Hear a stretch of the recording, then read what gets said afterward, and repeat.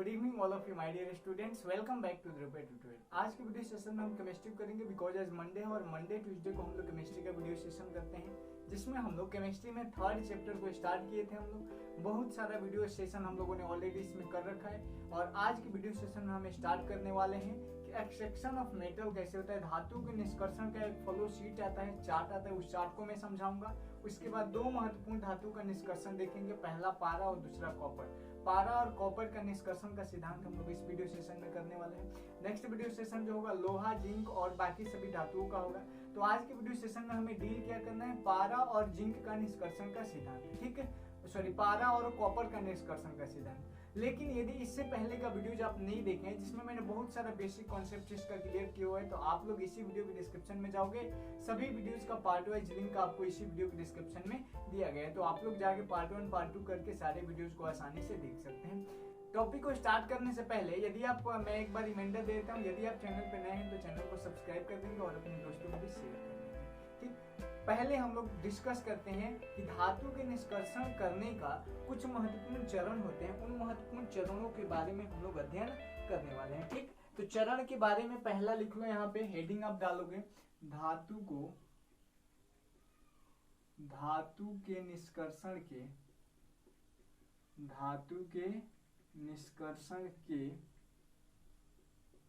विभिन्न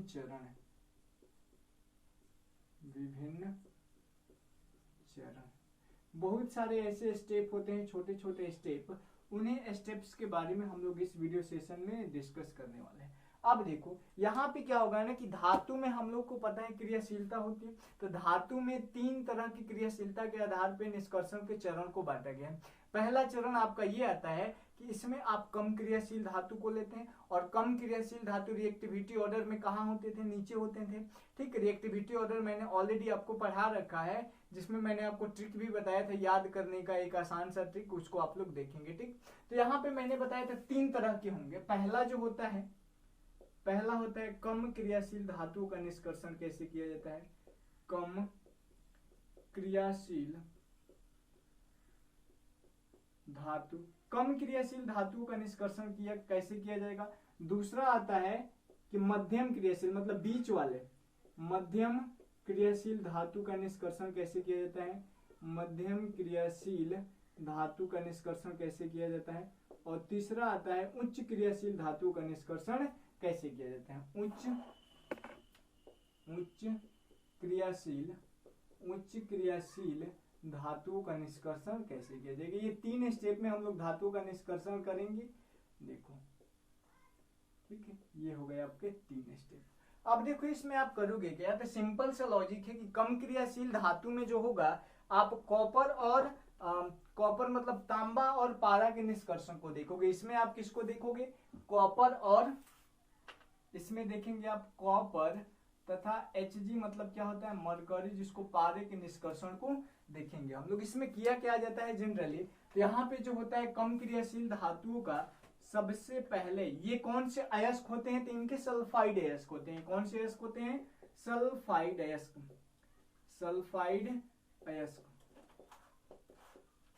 अब सल्फाइड अयस्क का सांद्रण कौन सी विधि से किया जाता था, मैंने आपको बताया था भर्जन प्रक्रिया द्वारा। इसको किससे करेंगे हम लोग, भर्जित करेंगे, भर्जन प्रक्रिया द्वारा। जब इसका सांद्रण किया जाएगा तो यहां से क्या हो जाएगा कि धातु ऑक्साइड में परिवर्तित होगा, धातु का ऑक्साइड बनेगा,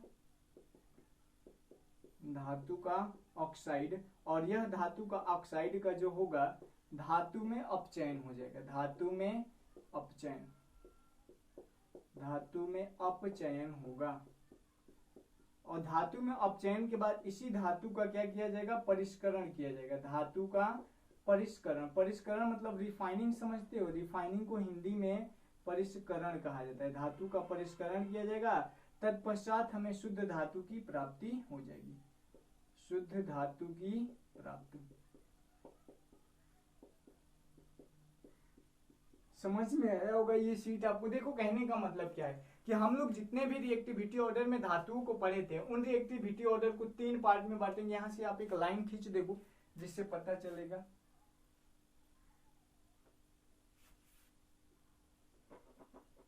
ठीक, चलो एक होगा कम क्रियाशील धातु, दूसरा मध्यम क्रियाशील धातु और तीसरा जो होगा उच्च क्रियाशील धातु। कम क्रियाशील धातु का निष्कर्षण की अगर बात की जाए तो इसमें कॉपर और मरकरी आते हैं, जिसमें इनका जो होता है सल्फाइड अयस्क होता है, और सल्फाइड अयस्कों का सांद्रण किसके द्वारा किया जाता है? वर्जन विधि के द्वारा किया जाता है। वर्जन और निस्तापन मैंने पढ़ा रखा है इसके पहले, यदि आप नहीं देखो तो आप इसी वीडियो में कहीं भी क्लिक करोगे तो राइट साइड में आपको दिखेगा आई बटन पे क्लिक करोगे उसको वो वीडियो आपको मिल जाएगा। उसके बाद इस वर्जन में क्या होता है ना, क्योंकि धातु का धातु जो होता है वर्जन में होता क्या है कि इसमें आप वायु की उपस्थिति में ऑक्सीजन को धातु को गर्म करते हो तो ये अपने ऑक्साइड का निर्माण करता है। उसके बाद यह ऑक्साइड धातु में अपचयित हो जाता है और अपचयित होने के बाद इसी धातु का परिष्करण करते हैं, तत्पश्चात हमें शुद्ध धातु की प्राप्ति हो जाती है। ठीक, तो ये जो है आपका कम क्रियाशील धातु का। उसी प्रकार अगर मध्यम क्रियाशील धातु की बात करें तो मध्यम क्रियाशील धातु में दो तरह के अयस्क आ जाते हैं। कौन कौन से अयस्क आ जाते हैं? दो तरह के अयस्क आएंगे, एक कार्बोनेट अयस्क और दूसरा सल्फाइड अयस्क। एक क्या आएगा आपका कार्बोनेट अयस्क, एक कार्बोनेट अयस्क और एक आ जाएगा आपका सल्फाइड अयस्क। ठीक है, कार्बोनेट अयस्क का क्या किया जाता है? निस्तापन किया जाता है, इसका आप निस्तापन करेंगे। और सल्फाइड अयस्क होगा तो इसको क्या करेंगे आप? यहाँ पे देखो सल्फाइड अयस्क का क्या किए हैं? भर्जन किए हैं, तो इसका भर्जन किया जाएगा। और भर्जन करने के बाद दोनों ही कंडीशन से क्या होगा, यहाँ पे देखना, दोनों ही कंडीशन से धातु जो होगा किसमें परिवर्तित हो जाएगा? ऑक्साइड हो जाएगा। मतलब यहाँ से धातु का ऑक्साइड बनेगा, धातु का ऑक्साइड, और फिर इस धातु का ऑक्साइड का क्या होगा? धातु का अपचयित हो जाएगा, धातु का अपचयन होगा, धातु का अपचयन। ठीक, और धातु का जब अपचयन होगा तो इसी धातु का परिष्करण किया जाएगा, धातु का परिष्करण किया जाएगा। और धातु का परिष्करण करने के बाद हमें शुद्ध धातु की क्या हो जाएगी छोटू? प्राप्ति हो जाएगी। शुद्ध धातु की प्राप्ति हो जाएगी। ठीक है, शुद्ध धातु की प्राप्ति हो जाएगी। यह स्टेप आप याद रखोगे। देखो कैसे होगा, इसमें कम क्रियाशील वाला मैंने समझा दिया, मध्यम क्रियाशील वाला कैसे करोगे? तो मध्यम क्रियाशील में क्या होगा, यहाँ पे दो तरह के, यहाँ पे सिर्फ सल्फाइड अयस्क था, यहाँ पे कार्बोनेट अयस्क होगा और सल्फाइड अयस्क होगा। कार्बोनेट अयस्क का सांद्रण निस्तापन विधि द्वारा, सल्फाइड अयस्कों का सांद्रण भंजन विधि द्वारा, दोनों ही विधि द्वारा करेंगे तो धातु का ऑक्साइड बनेगा। इस धातु का ऑक्साइड का धातु का अपचयन होगा, धातु में अपचयन कर देना, यहाँ पे धातु में अपचयन, क्योंकि एक तरह रहेगा तो काफी आसान होगा। धातु में अपचयन, और धातु में अपचयन के बाद इसका परिष्करण किया जाएगा अर्थात रिफाइनिंग किया जाएगा, तत्पश्चात हमें शुद्ध धातु की प्राप्ति हो जाएगी। तीसरा जो है उच्च क्रियाशील धातु है। उच्च क्रियाशील धातुओं का निष्कर्षण कैसे किया जाता है? तो इसमें आप विद्युत विघटन करते हो, किसके? गलित, इसका अलग ही प्रोसेस होता है। वो अलग प्रोसेस क्या होता है कि गलित द्रव में, मतलब जो धातु होगा उसको गलित द्रव में कर लेंगे और उसका विद्युत विघटन कर लेंगे। यहाँ पे धातु किसमें होगा? धातु गलित द्रव में होगा, द्रवित धातु का, द्रवित धातु या इसी को गलित कहा जाता है। द्रवित धातु का विद्युत विघटन किया जाता है, विद्युत विघटन किया जाता है, और विघटन करने पर यहां से हमें डायरेक्टली शुद्ध धातु की प्राप्ति हो जाती है, शुद्ध धातु की प्राप्ति हो जाती है। डन।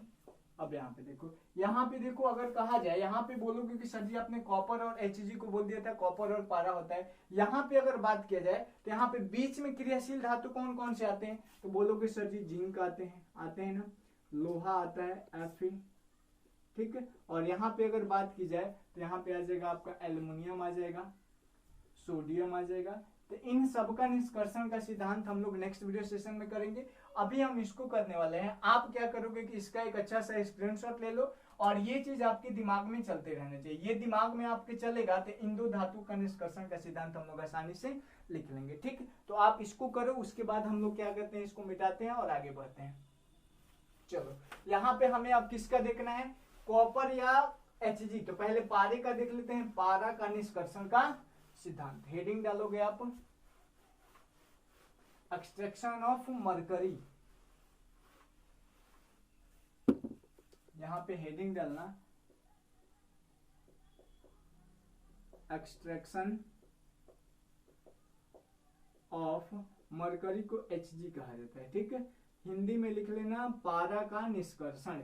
अब देखो किसी भी चीज का निष्कर्षण करने से पहले दो चीज इसमें लिखा जाता है, पहला उस तत्व का नाम और उसका संकेत, और दूसरा उसकी परमाणु संख्या। तो यहाँ पे अगर नाम की बात की जाए तो ये होता है आपका पारा, जिसको क्या कहा जाता है, मरकरी कहा जाता है, मरकरी कहा जाता है। और इसका संकेत जो होता है, संकेत क्या होता है, Hg होता है। यहीं पे अगर एटॉमिक नंबर की बात की जाए, परमाणु संख्या की, एटॉमिक नंबर तो Hg का एटॉमिक नंबर जो होता है वो होता है 80। अब यहाँ पे किया जाता है, अच्छा ये बताओ, धातु का शुद्धिकरण एक्सट्रैक्शन किया जाएगा, निष्कर्षण किया जाएगा तो किस उसके अयस्क से किया जाएगा, तो पारा का अयस्क, पहला चीज लिखोगे पारा का अयस्क, पारा का अयस्क। पारा का एक ही प्रमुख अयस्क है, उसका नाम क्या होता है, HgS, जिसको कहा जाता है सिनेबार, सिनेबार। ठीक है, इसको हिंदी में भी कहते हैं हम लोग सिनेबार। अब इसका सिद्धांत लिखोगे, अब क्या लिखेंगे हम, सिद्धांत, मतलब पारा धातु के निष्कर्षण का सिद्धांत क्या होता है। तो सबसे पहला लाइन लिखोगे कि पारा का निष्कर्षण इसके अयस्क किसके द्वारा, सिनेबार के द्वारा किया जाता है। तो लिखेंगे यहाँ पे पारा का निष्कर्षण, पारा या मरकरी का निष्कर्षण, पारा का निष्कर्षण सिनेबार द्वारा किया जाता है, सिनेबार से किया जाता है, किया जाता है। अब देखो, अब सिनेबार से किया जाएगा, ये पहला स्टेप हो गया। अब पहला स्टेप आप फॉलो करो। पहला स्टेप क्या कहलाता है, धातु का अयस्क का अगर सांद्रण करना होगा तो वो सल्फाइड अयस्क होगा।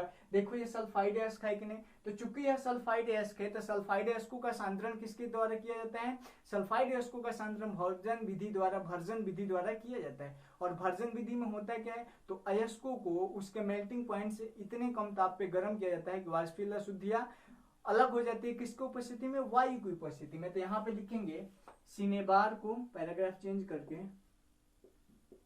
सिनेबार को वायु की उपस्थिति में, वायु की उपस्थिति में गर्म किया जाता है, गर्म किया जाता है, वायु की उपस्थिति में गर्म किया जाता है, जिससे धातु के ऑक्साइड में, जिससे धातु के ऑक्साइड में बदल जाता है,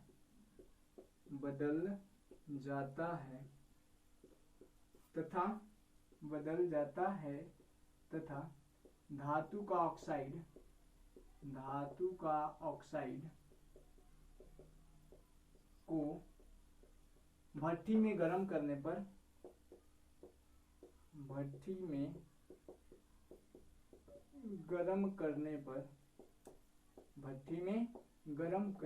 शुद्ध पारा की प्राप्ति हो जाती है, शुद्ध पारा की प्राप्ति हो जाती है।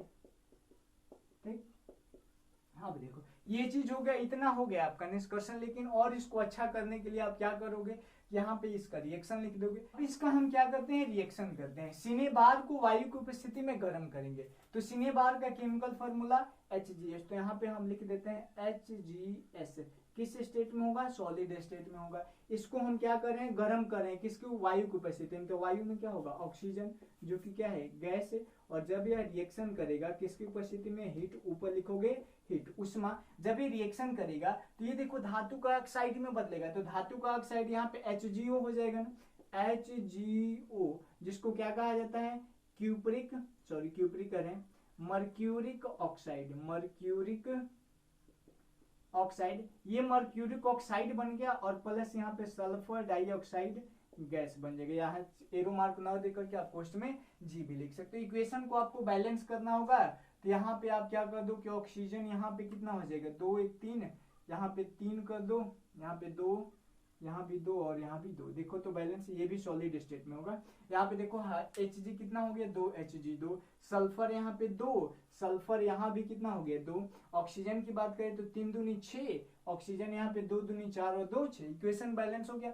अब क्या कह रहे हैं, यहाँ तक तो हो गया, कह रहे धातु के ऑक्साइड को भट्टी में गर्म करने पे शुद्ध पारा की प्राप्ति हो जाती है। तो धातु का ऑक्साइड अपने पास क्या मिला है HgO, तो इसी को ना हम रखेंगे, तो यहाँ पे लेंगे हम क्या लेंगे 2HgO, 2HgO को लेंगे जो किस स्टेट में है सॉलिड स्टेट में है, और जब इसको क्या करेंगे भट्टी में गर्म करेंगे HEAT हीट करेंगे, तो यहाँ से आपको क्या मिलेगा 2Hg की प्राप्ति हो जाएगी और प्लस ऑक्सीजन गैस की प्राप्ति हो जाएगा। और ये जो Hg प्राप्ति होगी आपको पता है कि लिक्विड स्टेट में पाया जाता है, क्योंकि पारा एकमात्र ऐसा धातु है जो किसमें एनटीपी पर लिक्विड स्टेट में द्रवावस्था में पाया जाता है। तो ये क्या हो गया आपका पारा हो गया, जिसको आप क्या कहते हो मरकरी कहते हो, और यहाँ से आपको प्राप्ति हो जाती है। और इसी विधि को नीचे आप लिख दोगे कि इसी विधि को धातु का अपचयन कहा जाता है। ठीक, तो ये हो गया आपका पूरा पारा का निष्कर्षण का सिद्धांत। आप लोग ऐसे ही लिख लोगे आसानी से, कोई भी दिक्कत हो कोई भी कंफ्यूजन हो तो आप कमेंट जरूर। देखो एक बार और समझा देता हूँ। सबसे पहले जिस भी धातु का आपको निष्कर्षण का सिद्धांत लिखना हो उसका पहले आप नाम लिखोगे, उसका संकेत लिखोगे और उसकी परमाणु संख्या लिखोगे। तो उसका मैंने नाम लिख दिया, उसका संकेत लिख दिया और उसकी परमाणु संख्या लिख दिया 80। अब देखो पारा का अयस्क क्या होगा, जिस धातु का निष्कर्षण का सिद्धांत लिखोगे उसका पहले अयस्क लिखना होगा आपको। तो पारा का अयस्क क्या होता है HGS, जो एक सल्फाइड अयस्क है जिसको सिनेबार कहा जाता है, पहले भी मैंने बता रखा होगा आपको सिद्धांत इसका। अब इसका मेन सिद्धांत आते हैं। तो सबसे पहली बात कि पारा का निष्कर्षण सिनेबार से किया जाता है। अब देखो चूंकि शून्य बार ये क्या है सल्फाइड अयस्क है, तो सल्फाइड अयस्क को किस में बदलना है आपको ऑक्साइड अयस्क में बदलना है, मतलब धातु है और ऑक्साइड अयस्क में बदलेगा तो धातु का ऑक्साइड बना लेगा। दैट मीन्स यहाँ पे सिनेबार को वायु की उपस्थिति में गर्म किया जाता है, अर्थात ये भी कह सकते हो कि सिनेबार को भर्जित किया जाता है। तो भर्जन का मतलब ये होता है वायु की उपस्थिति में गर्म करना, ठीक, जिससे धातु के ऑक्साइड में बदल जाता है कौन ये सिनेबार। और इसी धातु के ऑक्साइड को जब भट्टी में गर्म किया जाता है तो शुद्ध पारा की हमें प्राप्ति हो जाती है। तो ये रिएक्शन इसका लिख दोगे, रिएक्शन नहीं लिखोगे नंबर काट लेगा एग्जामिनर, ठीक है। तो रिएक्शन को लिखना अति आवश्यक है। यहाँ पे देखो HGS सल्फर सिनेबार था, सिनेबार को हम लोगों ने ऑक्सीजन की उपस्थिति में गर्म किया, हीट किया, तो यहाँ पे मर्क्यूरिक ऑक्साइड बना लिया और ये सल्फर डाइऑक्साइड बना लिया, इक्वेशन को बैलेंस कर लिया। अब कह रहे हैं कि यही धातु के ऑक्साइड को जब भट्टी में गर्म किया था, धातु का ऑक्साइड क्या है HgO, मर्क्यूरिक ऑक्साइड को हमने जब गर्म किया तो 2Hg जो लिक्विड स्टेट में प्राप्त हो गया और ऑक्सीजन हमें प्राप्ति हो गई। तो यही प्रक्रिया, और नीचे आप लिख दोगे कि यही प्रक्रिया या इसी विधि को कहा जाता है धातु का अपचयन, ठीक है। तो ये प्रोसेस हो गया। दूसरा हम लोग आते हैं एक्सट्रैक्शन ऑफ कॉपर के बारे में। मिटा दो इसको, मैं हेडिंग डालना आप एक्सट्रैक्शन ऑफ कॉपर।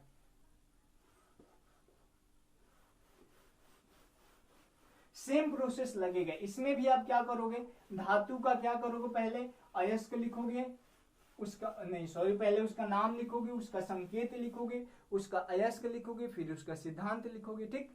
तो हेडिंग डालना आप एक्सट्रैक्शन ऑफ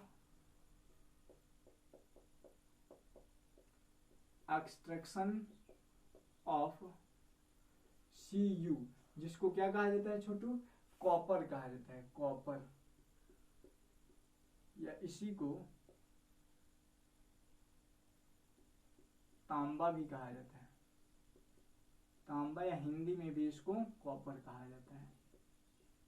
इसका संकेत जो होता है Cu होता है। अगर इसकी एटॉमिक नंबर की बात करें, एटॉमिक नंबर, तो एटॉमिक नंबर इसका कितना होता है 29 होता है। एटॉमिक नंबर कितना होगा इसका 29 होगा। अब यहाँ पे लिखेंगे हम लोग तांबा का अयस्क, तांबा का अयस्क। तांबा की कौन कौन से अयस्क है, तो दो गो महत्वपूर्ण अयस्क है, ठीक। पहला अयस्क जो होता है वो होता है Cu2s, Cu2s, और दूसरा होता है CuFeS2। इसको कहा जाता है कॉपर, कॉपर पाइराइट, और इसको कहा जाता है कॉपर ग्लैंस। हिंदी में भी लिख लोगे कॉपर ग्लैंस,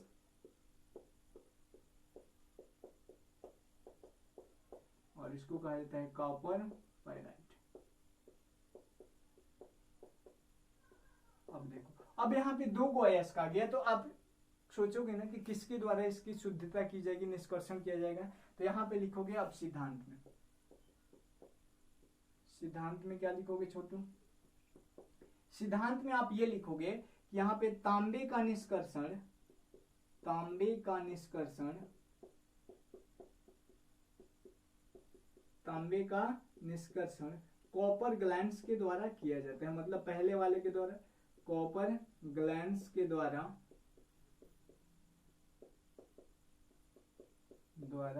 किया जाता है। ठीक, ये चीज हो गया। उसके बाद हम लोग क्या देखे थे, सेम उसमें आप पारे वाले में आइए, पारा वाला में हम लोगों ने इतना लिख दिया था। उसके बाद हम लोग लिखे थे कि पारा का जो HGS होता है उसको धातु के ऑक्साइड में बदलते हैं वायु की उपस्थिति में गर्म करके। सेम चीज आप इसको भी करोगे, कॉपर ग्लैंड्स को क्या करोगे, धातु वायु की उपस्थिति में गर्म करेंगे, और जब वायु की उपस्थिति में गर्म करेंगे तो यहाँ से क्यूप्रिक ऑक्साइड का निर्माण होगा, जो धातु का क्या होगा, ऑक्साइड होगा। और इसी धातु के ऑक्साइड को पुनः शेष बचे हुए धातु के ऑक्साइड से अभिक्रिया करेगा, फिर हमें कॉपर धातु की प्राप्ति हो जाएगी। तो चलो लिखते हैं, यहाँ पे पैराग्राफ चेंज करके लिखोगे कि कॉपर ग्लैंड्स को, यहाँ पे हम केमिकल फॉर्मूला लिखे तो ज्यादा बेटर होगा। Cu2S को वायु की उपस्थिति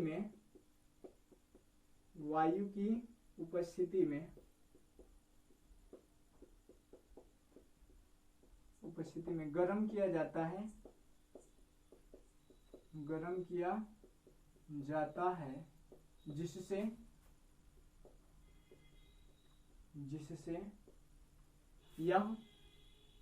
जिससे यह धातु का ऑक्साइड बना लेता है, धातु का ऑक्साइड बना लेता है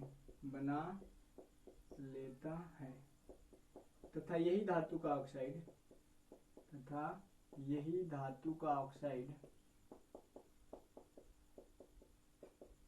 शेष बचे Cu2S से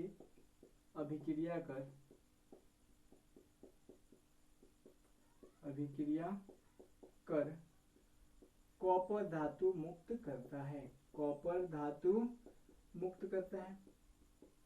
हो गया इसका भी। अब इसका भी रिएक्शन लिख दोगे, आसानी से हो जाएगा, कॉपर धातु मुक्त करता है। अब इसका रिएक्शन कैसे लिखोगे, यहाँ पे देखो Cu2S को वायु की उपस्थिति में गर्म किया जाता है, तो ये हो गया आपका Cu2S, जिसको कॉपर ग्लैंड्स कहा जाता है, सॉलिड स्टेट में पाया जाता है। और इसको ऑक्सीजन वायु की उपस्थिति मतलब ऑक्सीजन के साथ इसको गर्म करोगे, ऑक्सीजन चूंकि ये गैस है, और ऊपर क्या लिखोगे, हीट। जब इसको आप गर्म करोगे तो देखो क्या हो जाएगा, पहले तो धातु का ऑक्साइड बनेगा, तो यहाँ पे क्या बनेगा, Cu2O, इसको कहा जाता है क्यूप्रिक ऑक्साइड, क्यूप्रस ऑक्साइड बन गया, और प्लस सल्फर डाइऑक्साइड यहाँ पे बन जाएगा। अब देखो दिमाग में क्वेश्चन उठता है ना कि सर जी हम लोग दोनों ही जगह क्यों ले रहे हैं, क्योंकि दोनों ही जगह देखो सल्फाइड के, वहां भी HGS था तो सल्फाइड था, यहाँ भी Cu2S या CuFeS2 भी लेते तो ये भी क्या है, सल्फाइड के।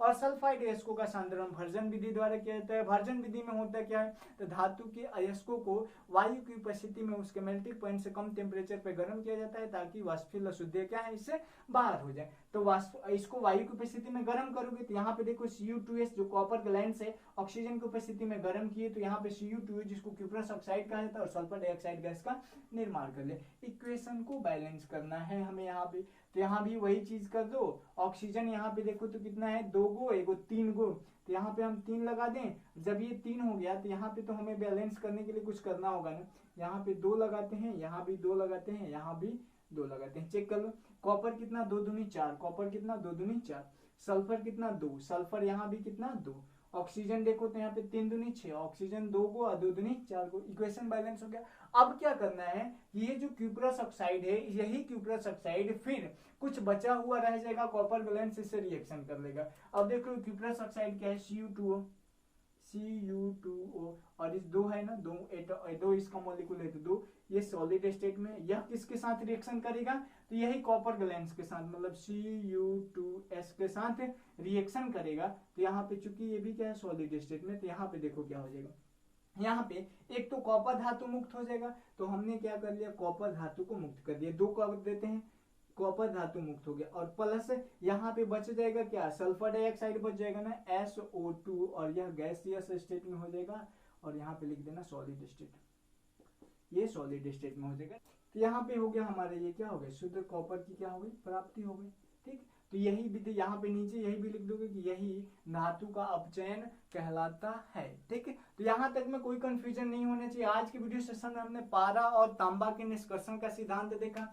पारा का निष्कर्षण सिद्धांत मैंने समझा दिया था, तांबा का निष्कर्षण सिद्धांत अभी मैंने लिखा, फिर इसको एक बार और मैं समझाता हूँ। देखो यहाँ पे करोगे कि आप सिंपल सा, जिसका भी निष्कर्षण लिखना होगा पहले उसका लिख दोगे क्या, उसका नाम और उसका संकेत। तो नाम हो गया कॉपर, जिसको तांबा या कॉपर कहा जाता है, इसका केमिकल फॉर्मूला या रासायनिक सूत्र, या इसको संकेत क्या होता है, Cu होता है। इसकी परमाणु संख्या की बात करें तो परमाणु संख्या होता है 29। अब तांबे की 2 प्रमुख अयस्क, तांबा का पहला अयस्क जो होता है वह होता है कॉपर ग्लैंस, जिसको Cu2s कहा जाता है, मतलब केमिकल फॉर्मूला Cu2s होता है। और दूसरा जो होता है कॉपर पाइराइट होता है, जिसको CuFeS2 के नाम से जाना जाता है। ठीक है, 2 चीज हो गए। अब दिमाग में क्वेश्चन होता है कि सर जी हमारे पास पारा में तो हम लोग देखे थे एक ही रखता, एक ही से करते थे, यहाँ पे 2 आ गए, तो किसी भी कर सकते हो आप। सिंपली आप इससे रिएक्शन करो, मतलब इससे आप निष्कर्षण करो। तो सिद्धांत में क्या लिखोगे कि तांबे का निष्कर्षण कॉपर ग्लैंस के द्वारा किया जाता है। अब वो सेम प्रक्रिया हो जाएगा, क्योंकि ये भी कम क्रियाशील धातु है और पारा भी कम क्रियाशील धातु होता था, क्योंकि ये दोनों ही धातु रिएक्टिविटी ऑर्डर में कहाँ आते हैं, नीचे आते हैं, मैंने आपको बताया होगा। तो यहाँ पे देखो Cu2s को वायु की उपस्थिति में गर्म करेंगे, अर्थात कॉपर ग्लैंस को वर्जित किया जाता है। ठीक, तो वर्जित न लिख करके थोड़ा सा ऐसे लिखते हैं ताकि एग्जामिनर को ज्यादा से ज्यादा चीजें समझ में आए। ठीक, हालांकि मैंने चार्ट में बनाया था कि पहले धातु का अयस्क होगा, उसका वर्जन किया जाएगा। तो वर्जन किए जाने का मतलब वायु की उपस्थिति में गर्म करेंगे। ठीक, वर्जन के बाद बोला था मैंने धातु का ऑक्साइड बनेगा, फिर धातु का अपचयन होगा, फिर धातु का परिष्करण होगा, फिर धातु की शुद्ध प्राप्ति होगी। ठीक, तो यहाँ पे देखो धातु पहले तो यह हमने वर्जित कर दिया, वर्जित करने के बाद Cu2s को वायु की उपस्थिति में गर्म किया जाता है, जिससे धातु का ऑक्साइड बन लेता है। तो वर्जन के बाद क्या आ गया, धातु का ऑक्साइड का फॉर्मेशन हुआ। और यही धातु का ऑक्साइड, जब धातु का ऑक्साइड जो शेष बचा हुआ कॉपर ग्लैंस होगा, Cu2s से अभिक्रिया करेगा तो कॉपर धातु को मुक्त कर देता है। दैट मीन्स ये क्या हो गया, धातु का अपचयन हो गया। और यहाँ पे धातु का जब अपचयन हो गया तो क्या बताए थे, धातु का परिष्करण किया जाता है। तो जरूरत पड़ेगा तो रिफाइनिंग किया जाता है, बट इसमें रिफाइनिंग नहीं किया जाता है, क्योंकि यह उच्च क्रियाशील धातु नहीं। उच्च क्रियाशील धातु में रिफाइनिंग करेंगे हम लोग, दिखाएंगे हम लोग आगे जब करेंगे तो। और यहाँ से हमने एक रिएक्शन लिख दिया, Cu2s जो कॉपर ग्लैंड से रिएक्शन करेगा ऑक्सीजन से, तो Cu2O ऑक्साइड का निर्माण करेगा और सल्फर डाइऑक्साइड गैस बनेगा। उसी प्रकार जब ये यहाँ पे फिर कह रहे हैं कि यही धातु का ऑक्साइड, तो कौन धातु का ऑक्साइड, यही धातु का ऑक्साइड, यही धातु का ऑक्साइड यहाँ पे आ गया कॉपर ग्लैंड से। तो कॉपर ग्लैंड क्या है, Cu2s, यहाँ पे देखो, और इससे रिएक्शन करेगा तो कॉपर धातु मुक्त करेगा और सल्फर डाइऑक्साइड गैस का निर्माण होगा, जहां से शुद्ध धातु की, शुद्ध कॉपर, शुद्ध तांबे की हमें प्राप्ति हो जाती है। नीचे लिख दोगे कि यही विधि या यही प्रक्रिया धातु का क्या कहलाता है, अपचयन कहलाता है। तो आज के वीडियो सेशन में हम इतना रहने देते हैं। यहाँ तक में कोई भी कंफ्यूजन हो, कोई भी डाउट्स हो, इवन कोई भी प्रॉब्लम हो, आपको वीडियो में कमेंट करो, उसको हम लोग नेक्स्ट वीडियो सेशन में डील करेंगे। और नेक्स्ट वीडियो सेशन याद रखना, अच्छा ये दोनों की अगर बात की जाए तो ये दोनों कभी अभी तक एग्जाम में नहीं पूछा है, 10th एग्जाम में नहीं पूछा है, मैंने जहां तक क्वेश्चन बैंक देखा तो उसमें नहीं पूछा था। हालांकि कल का वीडियो सेशन में जो हम लोग लोहा जिंक का पढ़ने वाले हैं वो एग्जामिनेशंस में मैंने 2 बार देखा था, एक बार 2015 का कंपार्टमेंटल एग्जाम में और एक बार सप्लीमेंट्री एग्जाम में, मतलब एक बार एनुअल में, एक बार कंपार्टमेंटल एग्जाम में पूछा हुआ था। तो कल का वीडियो सेशन बहुत इंपॉर्टेंट है और कल का वीडियो सेशन मिस नहीं करना, क्योंकि कल का वीडियो सेशन मिस कर दोगे तो आपके हाथ से 5 नंबर निकल जाएगा। और निष्कर्षण कभी भी पूछता है ना तो कम से कम 5 नंबर का पूछता है। दिमाग में क्वेश्चन होता है सर जी क्वेश्चन आता कैसे, तो देखो कैसे कहेगा, कह देगा कि पारा धातु के अयस्कों के नाम लिखें तथा सिनेबार से धातु के निष्कर्षण के सिद्धांतों का वर्णन करें। हो गया, तो उसमें आप शुरू से लेकर के अंत तक लिख दोगे। उसी प्रकार कहेगा कि कॉपर धातु के 2 प्रमुख अयस्कों का नाम लिखें, तो 2 प्रमुख अयस्क का नाम ये हो गया। ठीक, इसके कॉपर ग्लैंस से कॉपर धातु के निष्कर्षण का सिद्धांत लिखे, तो निष्कर्षण का आप सिद्धांत लिख दोगे, ऐसे कर दोगे। देखो रिएक्शन जरूर लिखना, रिएक्शन नहीं लिखोगे नंबर काट लेगा सब एग्जामिनर। तो आप लोग को कुछ भी चीज, जितना चीज आपको आता है एग्जाम में आपको उतना लिख देना है। अगर दिमाग में क्वेश्चन उठता हो कि सर जी अगर एग्जाम में ना पूछे तो नॉलेज के व्यू से पढ़ लो। अगर सिलेबस कम हो जाए, मान लीजिए सीबीएसई का सिलेबस कम हुआ है, तो सीबीएसई का सिलेबस कम हुआ है 30% रिड्यूस कर दिया गया, तो क्या बच्चे जो कम पढ़ेंगे नेक्स्ट बार तो उतना वो 100% पढ़ेंगे, तो आप कहीं ना कहीं पीछे रह गए।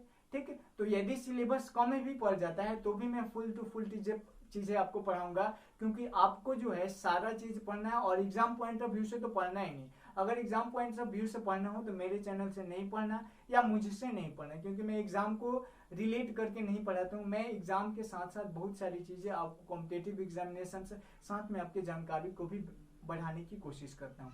तो एक्स्ट्रा चीजें मैं बहुत सारा चीज पढ़ाता हूँ जिसको आप लोग, अब देखो निष्कर्षण में ही आपको बहुत सारा चीज एनसीईआरटी का बुक देखोगे तो नहीं दिया है, ठीक, लेकिन मैं उसको पढ़ा तो रहा हूँ ना। तो कॉपर की बात करें तो आपको कॉपर का निष्कर्षण का सिद्धांत आपको नहीं दिया, बट मैं पढ़ा तो रहा हूँ, तो कहीं ना कहीं चीजें मैं एक्स्ट्रा दे रहा हूँ आपको। तो आप मेहनत करो, अच्छे से पढ़ाई करो, रिजल्ट जरूर बेहतर होगा। रिजल्ट को फोकस करके नहीं पढ़ना है, आपको अपने नॉलेज को बढ़ाना है। अगर आपका नॉलेज रहेगा तो आपका रिजल्ट भी बनेगा और बेहतर तरीके से बनेगा, इसमें आपको कोई टेंशन लेने वाली बात नहीं है। ठीक, तो आज के वीडियो सेशन में हम लोग जल्दी मिलते हैं नेक्स्ट वीडियो सेशन में, तब तक के लिए बाय बाय, टेक केयर।